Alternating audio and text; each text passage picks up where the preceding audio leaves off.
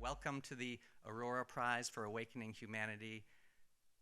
This is a unique and important moment right now. What I want to do is introduce myself and then give a little framing context to our conversation today, the role of philanthropy in humanitarian and human rights interventions, and then turn to our fabulous panel. My name is Sasha Chanoff. I'm the founder and CEO of RefugePoint. We're an organization that finds life-changing, lasting solutions for refugees. I'm also a board member of Network of Engaged International Donors, which is a philanthropic initiative bringing funders together to think, learn, and act. And I'm so pleased that we're all here together. As we start, I want to highlight that today we heard from the laureates themselves, the three finalists, one of whom will be named the prize winner this evening. Two of those three finalists, Nasreen and Abdul Hadi, are in jail right now. And so as we start this conversation, we should recognize that this is a moment when human rights are on the run. This year, about half of the world's population will be at the polls. I think 64 countries. And we heard this morning about the rise of populism, the threats to democracy, and the importance of standing up in the face of these dangers. RefugePoint is an organization that started almost 20 years ago in response to the need for solutions for refugees. Our goal is to identify people who can't stay safely where they are and help them build resilient, safe lives, either by getting them to new countries like the US or helping them to become self-reliant in the countries to which they've come. We do that by directly serving people and also by building coalitions and working with governments in the UN to increase broad action in the world. Now, today is a unique moment in history because we are facing perhaps more threats, certainly to democracy, than any time since World War II, but also existential crises with climate change, with the exacerbation of forced displacement. Today, 120 million people have fled their homes, and some people estimate that perhaps 1 billion will have been forced from home because of climate change by 2050. These are things that require all of our attention, and yet at the same time, as we face these existential threats, we see that government funding is reducing significantly. Many of you know about this. But I just read yesterday about France's reduction in aid and the US reduction in aid, and we heard from Fareed Zakaria this morning about the tens of billions of dollars that are needed and yet not there. So what do we do about this, and how do we stand together in the face of these growing crises? That's why we have this panel, because it's my conviction that the role of philanthropy can play a critical and unique part of addressing the crises today. So I'm really thrilled to have our panelists here, Amy Rao, Negar Tayyar, and Karen Ansara. It is thrilling to be here with you all. These are people who are philanthropic leaders, and I'd like to sit down now and turn to each of you to share who you are first so that we can get to know each other a little, and the audience here can learn about you, and then we'll get into our discussion. And Amy, since you're sitting next to me, why don't you go ahead and introduce yourself? Sure. I'm Amy Rao. I wear a couple of hats. I work at the Schmidt Family Foundation, where I've been since the inception of the foundation in 2006. And I also need to mention that I co-chair the board of Human Rights Watch. And the reason I say that is because I would not want to leave that out. It's like a full-time job.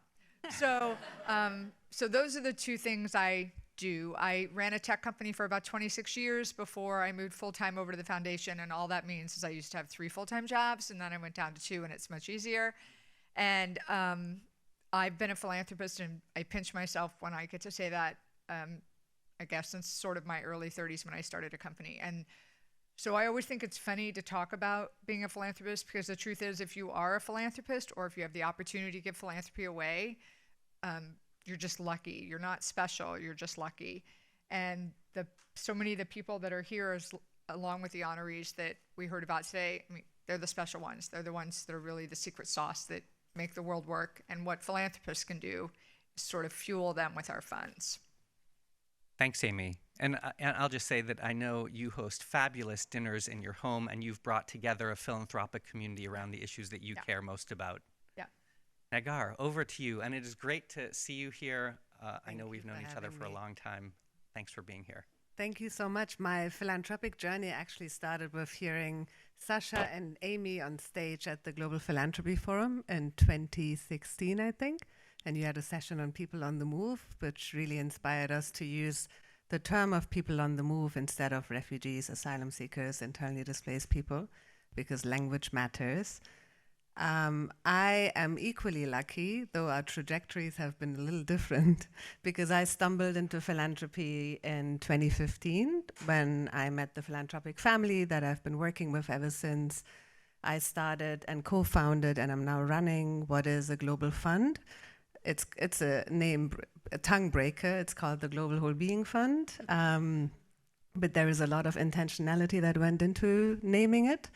So the fund has really, the core vision of it has been to support displaced communities, displacement based on climate or conflict. And now, as Sasha was mentioning, climate has taken over conflict-driven displacement. And we are now supporting about 54 organizations across 65 countries as of today. We just approved another grant. And you can clap, by the way. Thank you. And we are able to, this is where my personal story comes in, we are able to support more than 10 million people who, like my family and I, found themselves having to flee their homes because home wasn't safe anymore. So I was born in the middle of the Iran-Iraq war, right after the revolution that established a gender apartheid system in Iran. Very grateful that Nasreen Sotoudeh is considered to be, hopefully, the winner. I'm a little biased. My vote goes to her. So yeah, my family and I spent years on the run within Iran. After my father got out of prison, we left Iran. We crossed what is now independent states. Back then it was the Soviet Union, and made it to Germany. So you probably hear the German accent. Human rights always has been core to our work, but I can tell you more about it later. Thank you, Negar. And just a note on Nasreen. She was with us this morning via video, but I was there. But from my perspective, one of the incredible things that she does is represent the role of women and girls, and the real retreat of gender equity in the world, where she is in Iran, in Afghanistan, and so many other places. And so she is an icon for girls and women's rights. Thank you for mentioning her. Thank you for saying that. Karen. Yeah, hard to see you down there. Yep, Sasha. but it is great to be with you here and be with you in your wonderful home in Boston and watch as you founded NEID. Tell us about yourself. Thank you. Well, I'm a family philanthropist with a donor-advised fund based at our local community foundation in Boston. And so my husband and I make primarily international grants from that fund. And when we started out, almost 20 years ago, I didn't know what I was doing or how to do it. So we funded a network of engaged international donors we called NEID Global. So I've learned about grant making from attending a lot of events that NEID has offered to teach people about the complexity of humanitarian crises and human rights, but also by serving on the Oxfam Leadership Council for about 20 years, and by founding the Haiti Fund and then the Haiti Development Institute after the earthquake. I've never lived through a humanitarian crisis like you, Negar, but I've witnessed the aftermath of a couple. I'll never forget 20-some years ago going to New Orleans after the twin hurricanes of Katrina and Rita, and taking a tour of the 9th Ward, the primarily African-American community that lay under the levee that burst and inundated the entire community. And we walked through homes with face masks on because they were completely contaminated by mold going from floor to ceiling. And then we went to Mississippi, and I was shocked to see, as far as the eye could see, wooden homes that were turned into matchsticks by the storm surge, But we were staying in the only building that had been rebuilt by federal funds at that point, 9 months after the hurricanes. It was the casino, which was buzzing with activity. I mean, talk about, it was just grotesque. And then 5 years later, I was in Haiti on a mountaintop looking out over an ocean of blue tarps. And I was particularly terrified to see those tarps that were perched on busy median strips with huge trucks going by and children living under them. So we founded the Haiti Fund as a 5-year fund that would be led by Haitians and Haitian Americans to fund Haitian-led organizations in Haiti that would get to some of the roots of the problems that were there even before the earthquake started. Thank you, Karen. Thanks. And we can clap to that, too. For everybody. Karen, you actually turned me on to the author Parker Palmer, who talks about standing in the tragic gap. Oh, yeah. And I just want to say something about that as I ask the next question. Yeah. But there's this idea that there is a huge gap between the realities of the world today and the aspirations that we have for a better world. And that it is upon us to stand in that tragic gap to try to make the world what we aspire that it could be. And so we're doing that collectively in here together. But I want to follow on, Karen, from what you just said about creating the Haiti Fund to ask, and maybe we'll start with you, Amy, but we can all jump in together here. What are some of the biggest challenges that you've seen in terms of the philanthropy that you're doing, and how have you addressed those? Yeah, so at the Schmidt Family Foundation, we do a lot of things, but we started out with kind of an clean energy and environment bucket. We're very anti-fossil fuel, and there are a lot of human rights. It's human rights at the core is why we have problems with fossil fuel. Then we added sustainable agriculture, but we added a couple years later, we added a human rights program because we realized that everything we do really is grounded in human rights. And the one thing I'll say, and I look at myself, I'm a human rights funder. I'm a human rights activist, I'm a human rights funder. And I'm looking at Rona over here, who's at the Fund for Global Human Rights. And I think about how hard it is to get funding for human rights, how hard it is to get funding for human rights internationally. And so I get up every day and I think about how do I bring more people into funding human rights, the human rights fight internationally, because number one, it's something you have to get people to put a lot of their mind into, because you have to understand countries you might not be able to find on a map and cultures that you're not aware of and histories, and it's very complex. When you decide to fund human rights, you sort of decide that you're going to get a PhD in it. You get up every day and you study and you learn. But you invest and you make investments, and there are strategies and there are wins. And because when I listen to Karen talk about the problems after the earthquakes, both or the earthquake in Haiti and the hurricane in Louisiana, I think about the real way to address these problems is through government. And government is supposed to be and are the guarantors of human rights. And so we need governments to act. And that's what human rights work is at its core. It is getting governments to enact policies and laws that are rights respecting. It is getting governments to decide that they want to rewrite a constitution with 3 words: respect human rights. And if we can get more funding into human rights, that's what it takes to fund these strategies to move governments to action. And so when I think about what I get frustrated by and what I'd like to see more of, when I think about the world I want to see, which is a world with a lot more dignity, where everyone is treated equally and it doesn't matter your skin color, your religion, where you're from, who you choose to love, that's a world with more dignity. And that's only going to happen through getting us to change laws and policies. And to do that, you have to invest long-term in systemic change in human rights. So it's not so much services, which are also very important, but it's investing in that systemic change. And so I'd love to see more. I look at FGHR for one, the Fund for Global Human Rights. You guys are way too small for all the work you have to do. Some of the people I've met with here in the last 24 hours are just way too small for all the work they have to do. And you're not glamorous. You're not like building wells, and it's really hard. People have to invest the time. And so it's finding people willing to, it's cerebral, that really want to put their brain into it and learn and then invest. So I get up every day and I try to bring more people along for human rights, because it is fun. We get wins every week somewhere in the world, and it feels really good. And it changes the future for millions of people for generations to come. Amy, thanks. I feel like that was a clapping moment too.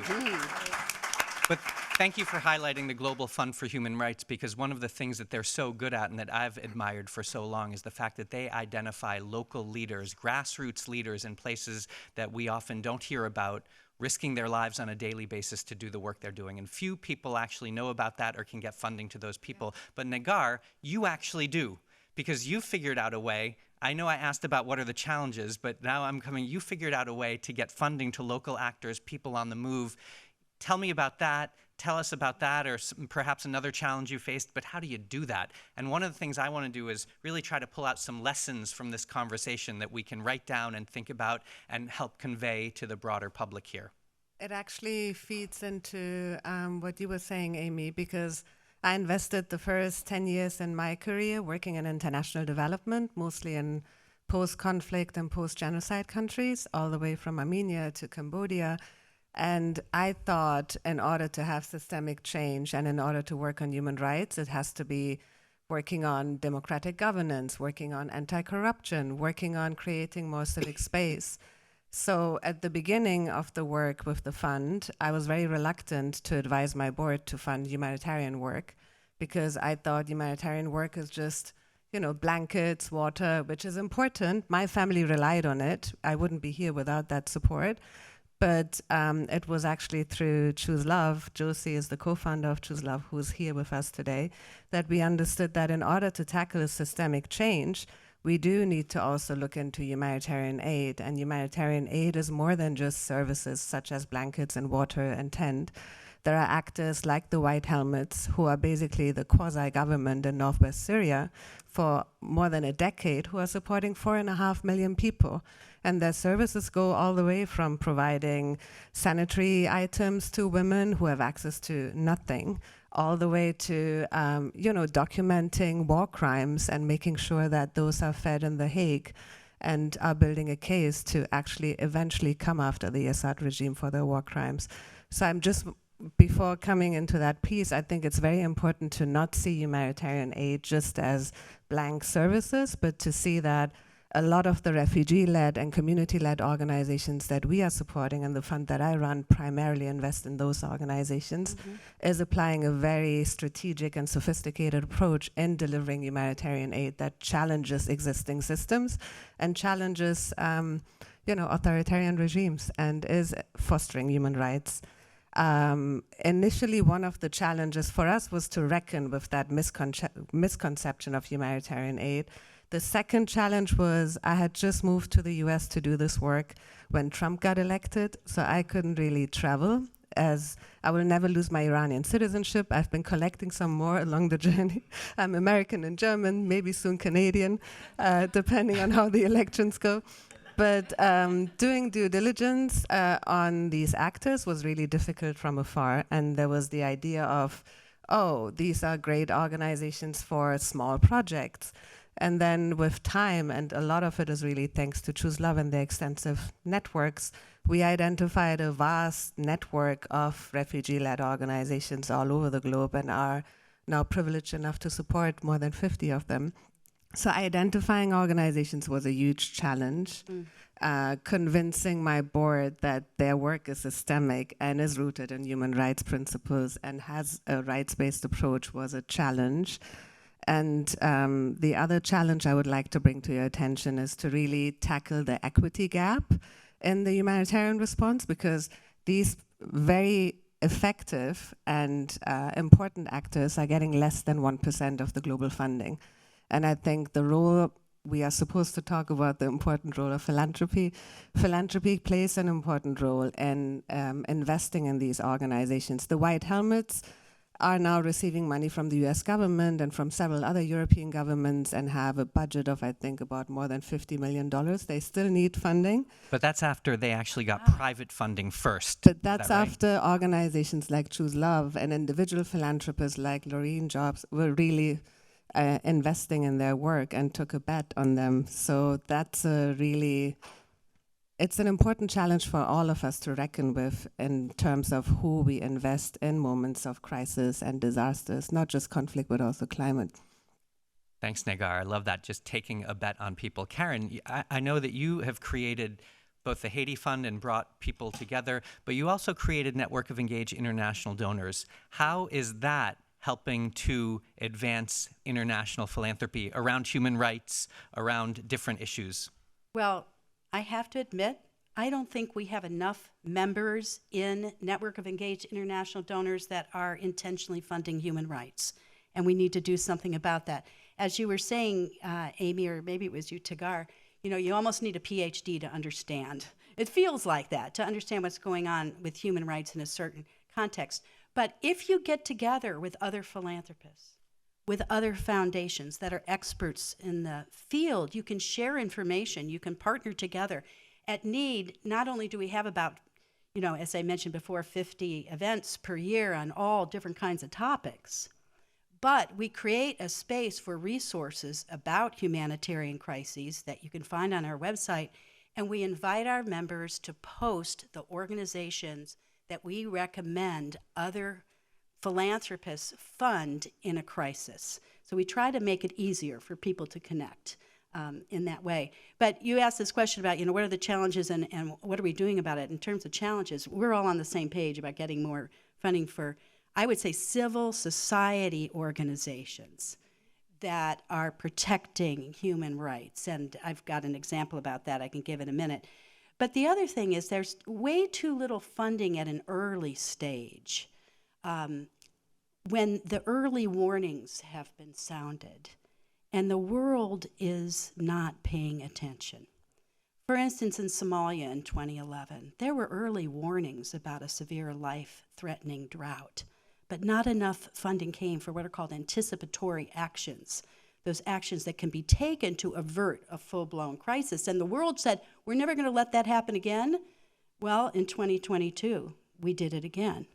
We didn't respond when there were early warnings for a drought like that. So Oxfam America has said that only 0.2% of all humanitarian funding is going in that early phase to allow for the anticipatory responses to avert crises. And then regarding funding CSOs, to protect human rights, I have one. CSOs? Civil society organizations, thank you. I have just one poignant example that I think about often because of my engagement in Haiti. In 2010 and 11 and 12, women and girls in Haiti who were living in the tent camps, remember 1.5 million people were displaced in Haiti, they faced an epidemic of rape. There was very few organizations that were funded to hold the perpetrators accountable and to insist on rule of law. Well, what do we have today? We have a situation where the gangs are raping women and girls with impunity and nobody is holding anybody accountable for that. And in fact, UNHCR just came out with a letter on Monday saying that women and girls in Haiti are bearing the brunt of the crisis there. So how do we get the world to wake up to those kinds of complexities? And I think it has to be through education of donors. Mm. And Dr. Denis Mukwege, of course, in Congo, is right at the center of what has been called the rape capital of the world. Yeah, well, I think Haiti's in close competition. Yeah.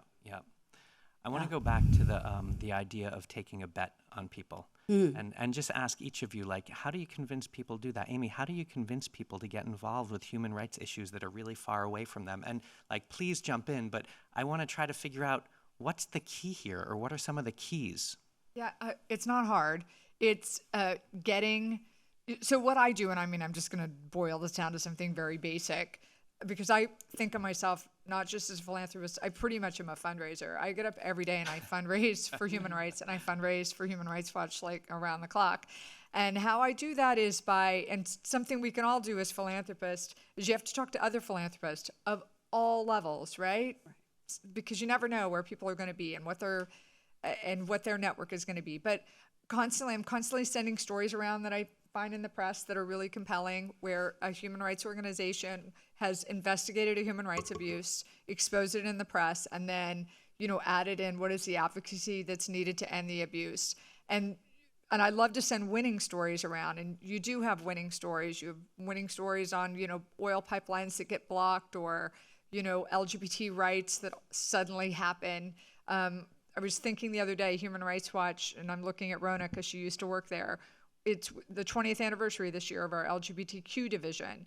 And 20 years ago, Human Rights Watch was the first international organization to actually stand up an LGBTQ division. It was unique, right? And 20 years ago, we didn't even have any country that allowed for gay marriage. I think today there's like 35, and there's a lot more coming. And yes, we have some that have been backsliding, but we do have wins. And when you tell people about wins, it feels really good to have a win in the human rights space, because again, it impacts millions of people for long periods of time. And so it's different than the impact of, I addressed this crisis and I was able to give them $1 million to buy humanitarian aid, which again, you need both. You need both.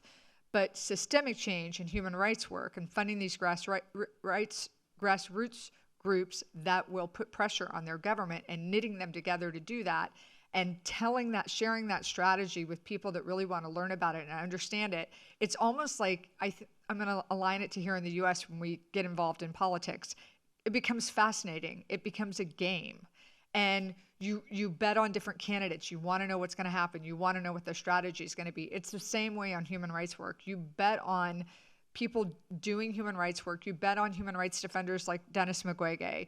You bet on these people and you see what they do and you share their stories, and you will bring other funders into the mix. But you have to talk about human rights, and it's complex because you got to educate yourself and you got to read and you have to, give books away and do all kinds of tricks that really suck people into the space. But that's what you do. I do it all the time. And you were telling me earlier, sharing that you actually some time ago read a New Yorker article, and that set you on your path to human rights. I'll give you my story really quickly. Go back to 2005. Elizabeth Colbert did a 3-part article in the New Yorker. It was called Field Notes from a Catastrophe.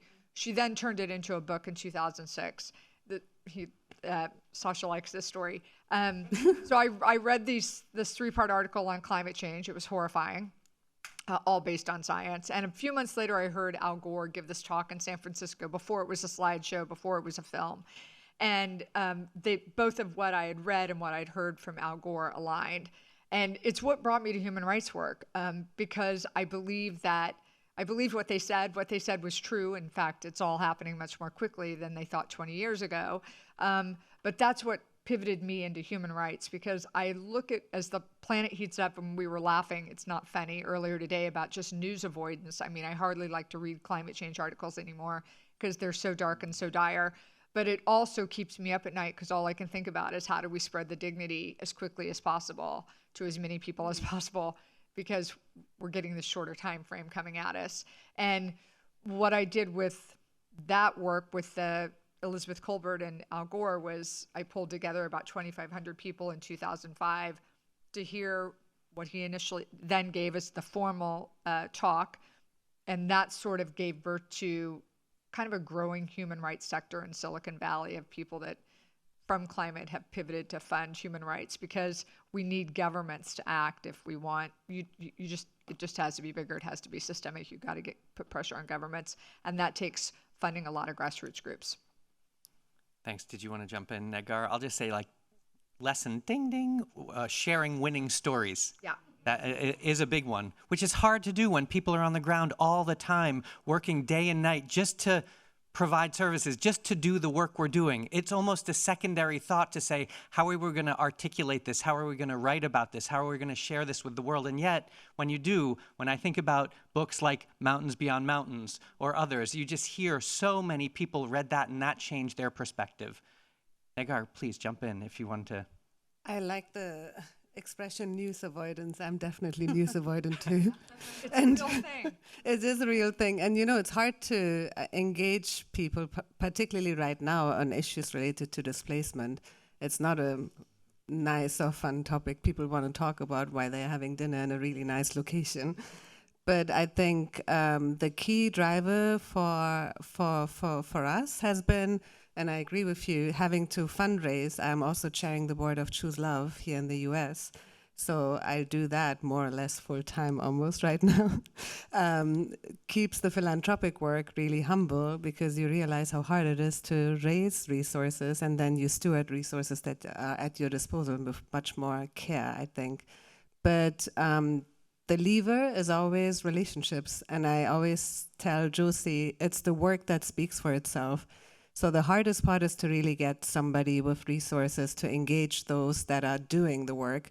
And I was telling someone yesterday, I forgot who it was, that, you know, most think going and seeing the work on the ground is tiring, when in fact, that's the part that's mostly energizing for me, because I see frontline leaders who are holding such a huge, they're carrying such a huge burden. People like Farouk, who started the work with the white helmets. Imagine having to care for 4.5 million people in a place in the world that nobody really wants to talk about anymore.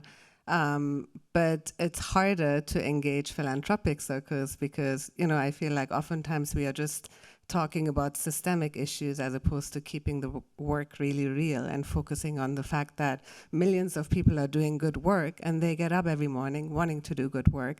So the biggest entry point or lever to engage people, I think, is to give them access to those who are actually doing the work on the ground and let them speak and let the work speak for itself. That's always been very helpful. And I remember when you were doing that, in fact, those messages that you and Josie sent out about Ukraine when the war was starting there were extraordinary. I mean, it must have taken you hours to write those because they were so comprehensive and so compelling and brought us in to what was happening. And then you held a session with Ukrainians on the ground there. So you brought us all in and enabled us to hear those voices firsthand, like such an effective strategy.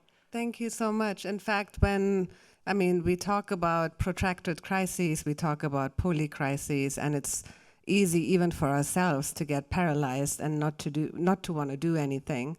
But I think those moments are so important because you realize that there are so many others who are feeling the same way. And it sounds like a cliche, but we are much stronger together. So the intention behind such efforts is to really collectively bring everyone together and bring all these resources together and make sure that they reach those on the ground who are continuing to do the work, even though Ukraine has disappeared from the news headlines. Karen, do you want to jump in? I'm thinking about reading, and I know that you're like an intellectual. You love reading. You're taking a year right now at Harvard to look at philanthropy, to think about that, to look at everything you've done to advance philanthropy in the U.S. and put that into context and think about what the next stages are. Do you want to share anything about reading or about like convincing people to take bets? Yeah. Well, I think one of the primary qualifications for being an effective philanthropist is being, incessantly curious. You have to be a learner. You have to want to study and go deep and not project your own misconceptions or culture on another context. I talked about the importance of communication between donors and funders before, but we also need to fund the infrastructure that allows for collaboration. So, convenings like this, right? How powerful this has been. We need to fund these kinds of convenings. We can fund networks like the one that I've already spoken about, but other donor networks, pooled funds, right? When you don't know where to give, there's the Global Whole Being Fund, Center for Disaster Philanthropy. They are fantastic at knowing where to direct the funding. You can give to those pooled funds. You can give to intermediary organizations that know the groups on the ground and can get the money there, even though they don't have 501c3s. You can support ongoing conversations between practitioners like the ones I'm going to mention again, Center for Disaster Philanthropy runs, called Localizing Humanitarian Leadership, which is designed to change the system for how professional humanitarian thinkers think and act, rather. So getting people together, I think, is where the magic is, and then sharing the resources you have. Well, and I've seen that with NEID. I remember we had one member that came in, and they've given out something like 50 grants because they met people through the network that they trusted, that they knew, and then they started changing their philanthropy or actually advancing their philanthropy based on those relationships. So this is really relational. It is. I want to go to one more question with all of us, a brief one, and then I want to turn to the audience. The question I just have is if you want to just share briefly some sort of a vision for the future, which maybe you've shared in some way already, but if you have a vision of how it could be better and what we can do you want to? Can I start? Yeah, I'll go just ahead. jump right in here.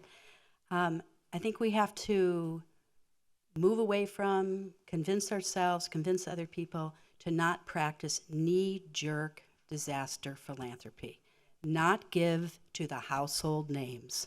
We have to do our homework. We have to ask, who's not being consulted in this situation? Who's invisible? Who's at risk of being abused?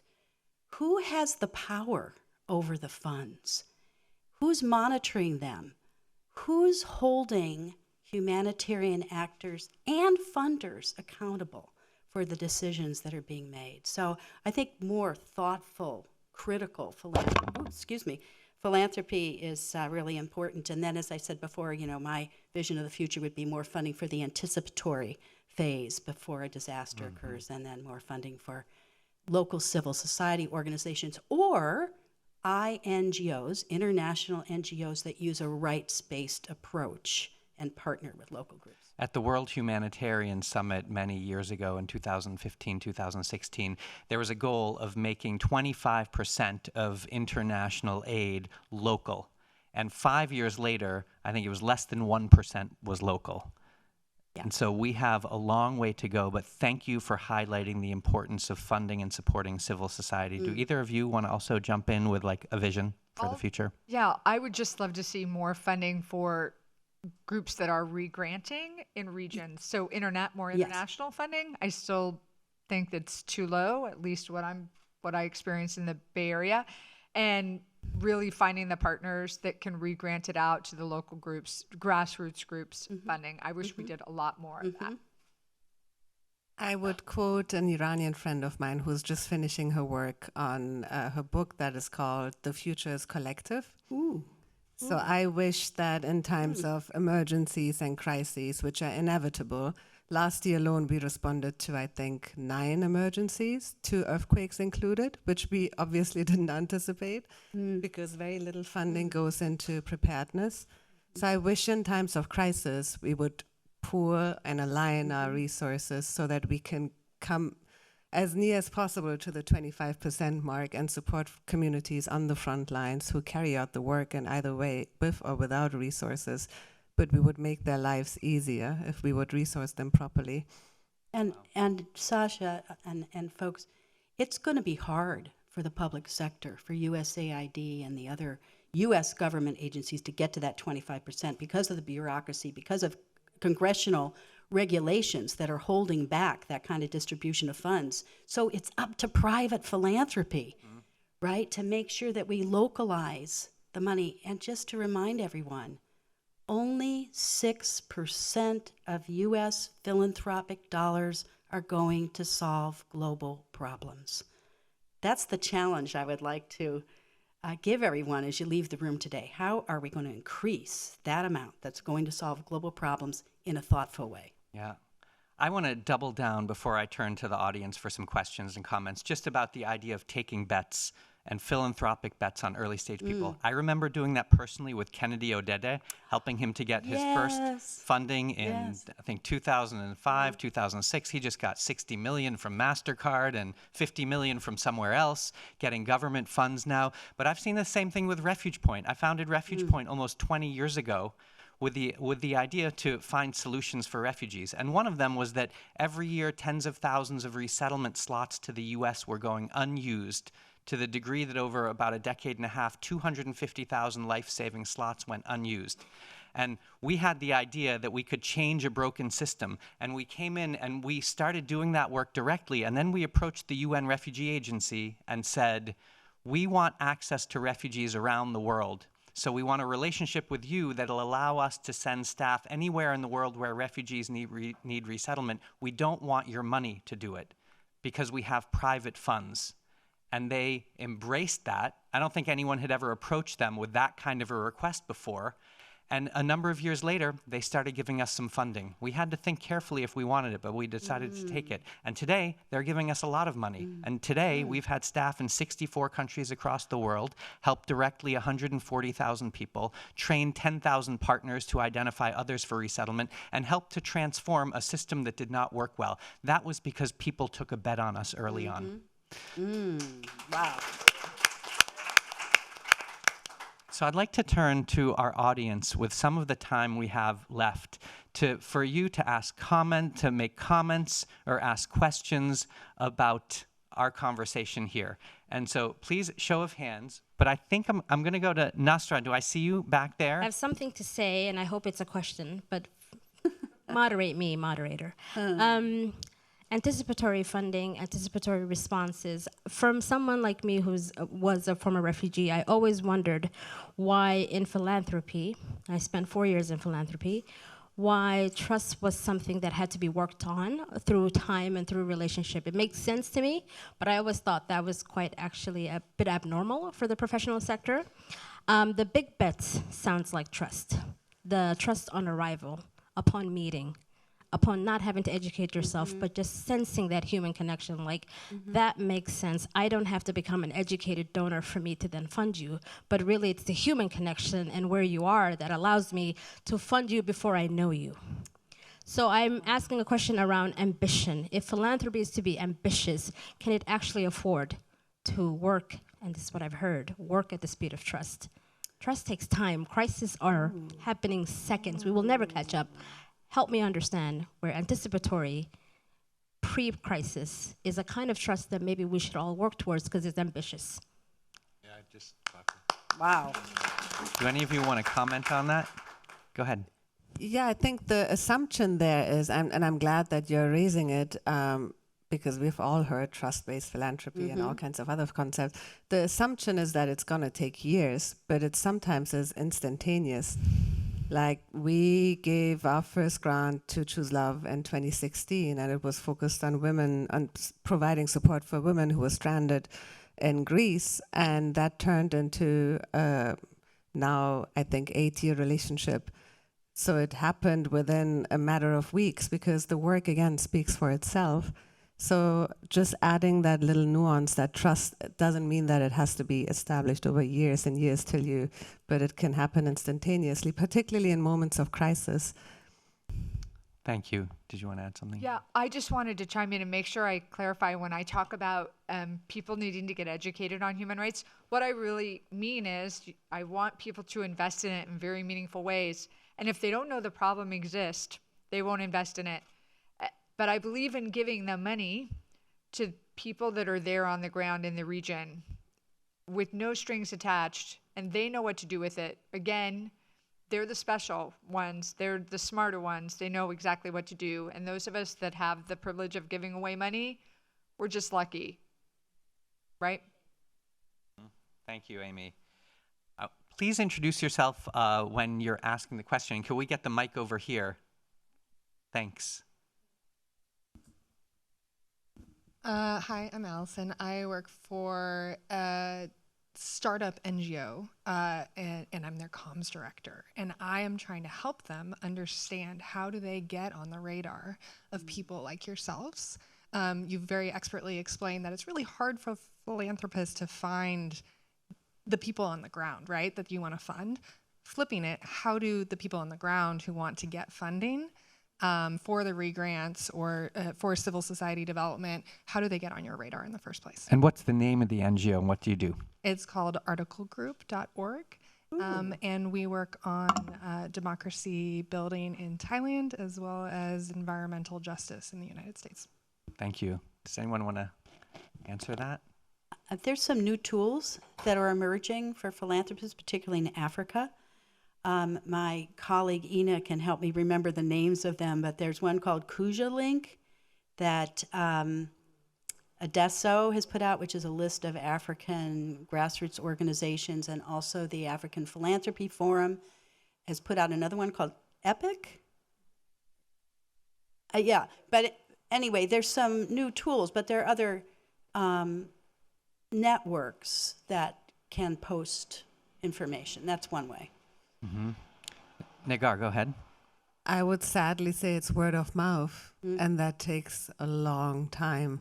And I see that in my fundraising role. You probably see that too. Yeah, it's totally word of mouth. It's like finding someone who's really passionate about your product. So I think of an NGO, I think of Human Rights Watch as a product. I think of the Fund for Global Human Rights as a product. And you have to have like a sales mindset. It's not transactional, it's relation. It's really relation, especially when it's systemic change. And you have to find people who are really passionate about that product. And then I'm sure in what you do, there are probably books out there that have stories like A Mountains Beyond Mountains or Bury the Chains or King Leopold's Ghost or something that kind of aligns with your story and what you're trying to do.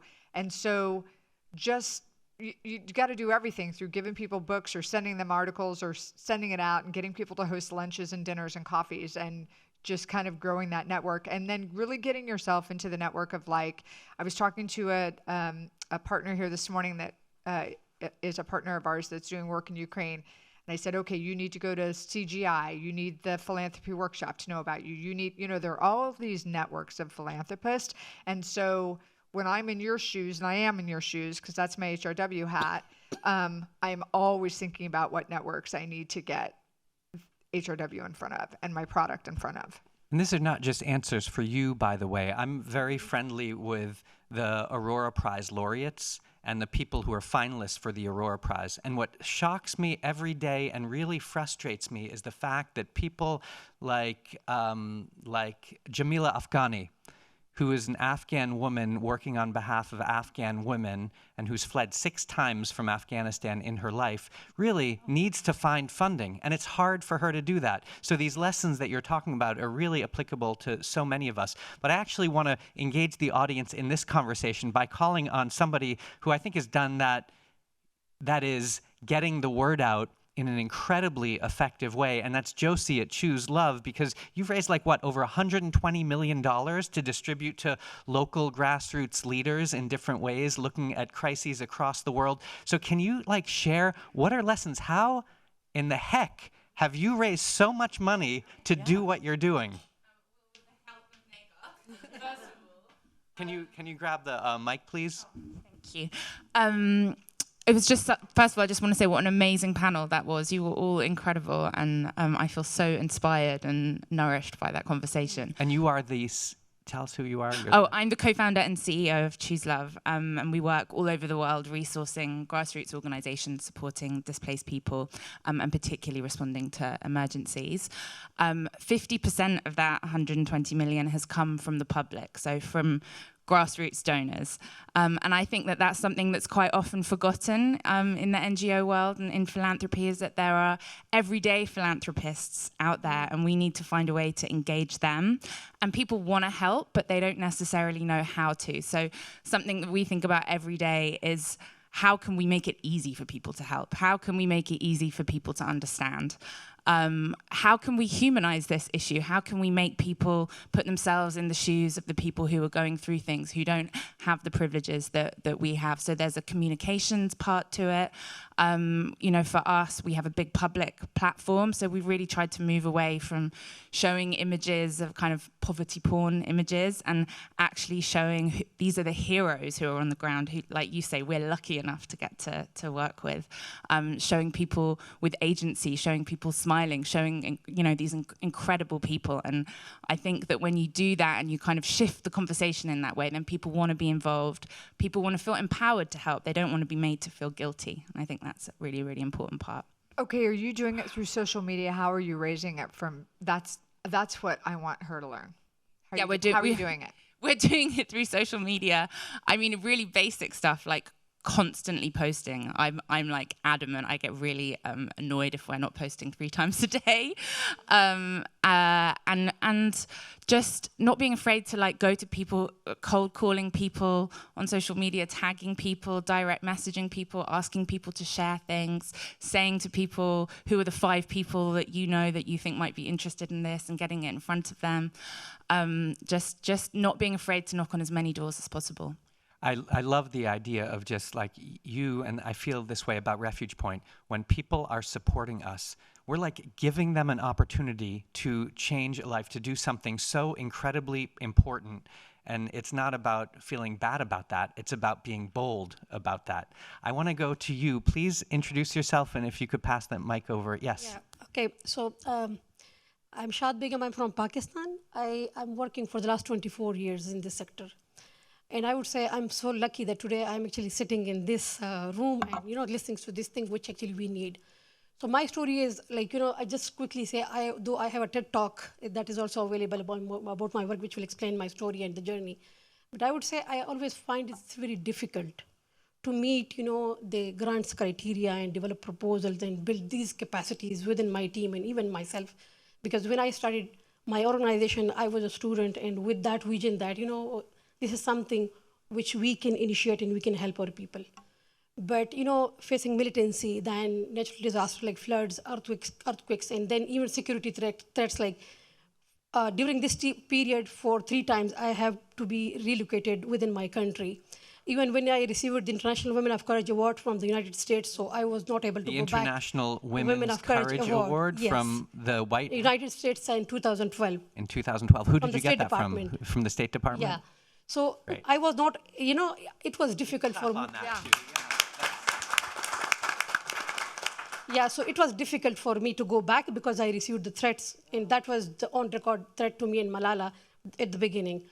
But still, I went back because, you know, like we have the work, so that was important to continue. So these are just like the glimpse, the challenges we were facing. So one of the difficulty we could not overcome with the passage of time to continuously work on grant making so that we can do sustainable things. Like I can think we have been doing incredible things, but we have to cut down everything because we don't have resources to continue.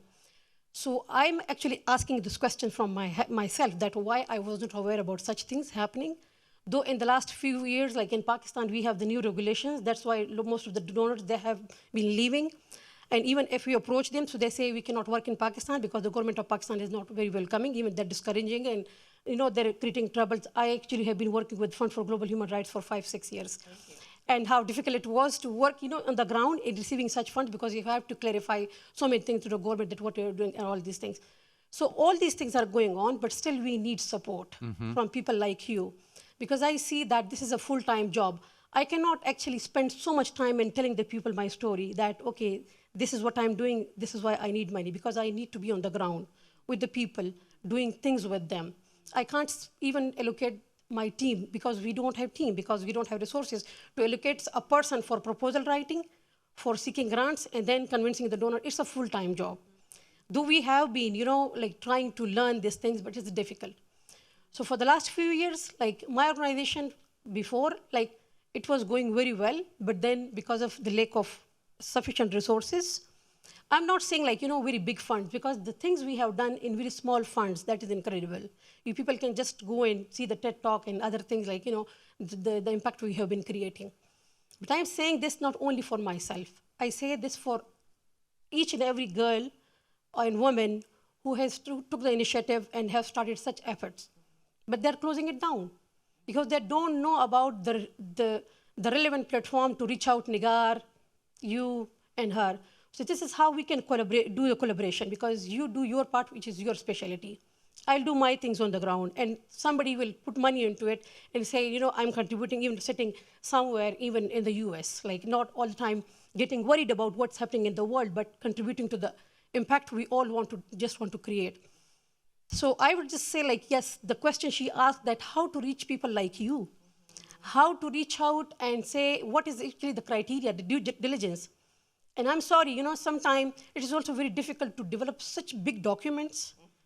And that is not to verify, because we need to build that human-to-human connection. Why I always need to provide 30 and 40 documents to tell you what I'm doing? Because the impact we have been creating, that is, the evidences are on the ground. The threats we are receiving, because, and the challenges we are facing. So my TED Talk was basically for the idea that the international community should not leave these women alone in these communities. Every day, with each passing day, we need you more to come and help us in the work we are doing in our communities. Thank you. Wow. We only have a few more minutes. And if you want to make a brief comment for like 30 seconds, please go ahead. And panelists, by the way, that is not the right timing. That's we're a little less than the time that you see there. We have a few minutes left. Yes. I'll be fast. I just wanted to comment on your comment. I'm Ronan Pelagal from the Fund for Global Human Rights. Thanks for all the shout outs. I really appreciate it. And the acknowledgement that this is hard, because that's really validating, because it is really hard. But a few things that you said really struck a chord in me. One is that the fund tries to distinguish itself by being able to fund groups that are not registered 501c3 organizations, and we specifically look for really innovative actors and we find ways of funding them. The second thing is that, we are, I think, the only international funder from outside of India that's working in India, and which is kind of astonishing when you think about it. And this actually gets to the point about communications. We can't communicate this. Like, what we can say about what we do in India, in Egypt, in Syria, we work in all of them, but you wouldn't know it from looking at our website. There's something really, really tricky about that. Last thing I want to say is alliances matter and partnerships matter, and so I'm glad we're all here together to talk about that. Thank you. I want to turn, thank you so much. I want to turn back to our panelists for some closing thoughts for about a minute each.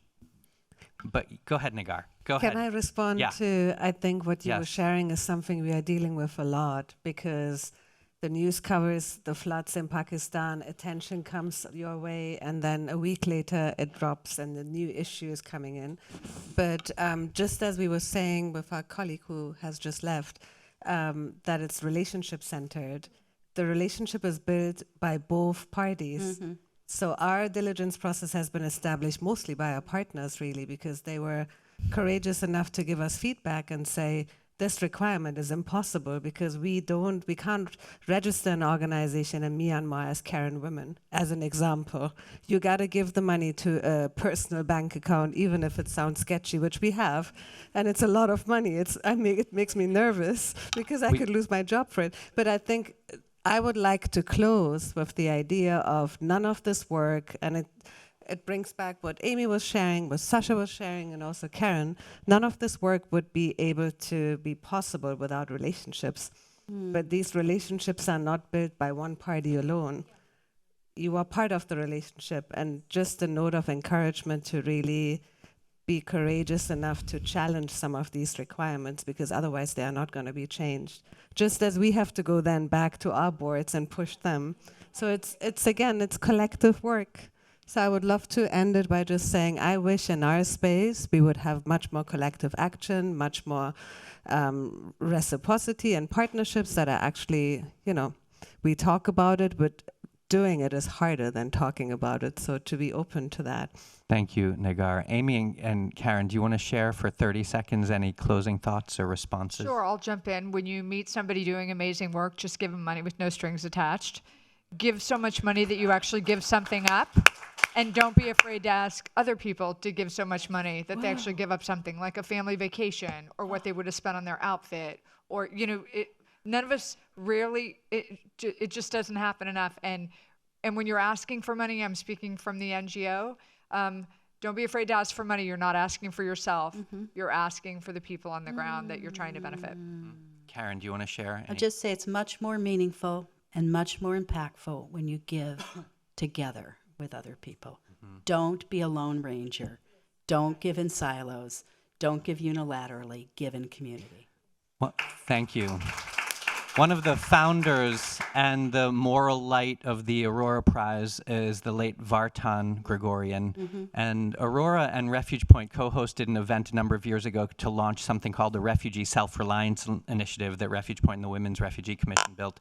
But I just want to share some of the words that Vartan said when he stood up to speak at that point. And we were talking about the growing amount of forced displacement and the fact that people who flee their homes don't go home for often 20 years or longer. And he said, when we thought about 120 million or growing numbers, these are not numbers. These are human beings. They're people with dignity. They're individuals. They're mothers, their fathers, daughters, husbands, wives. We have to take this personally. This is something that we all have to stand up for because it's about human rights and dignity of everybody in the world.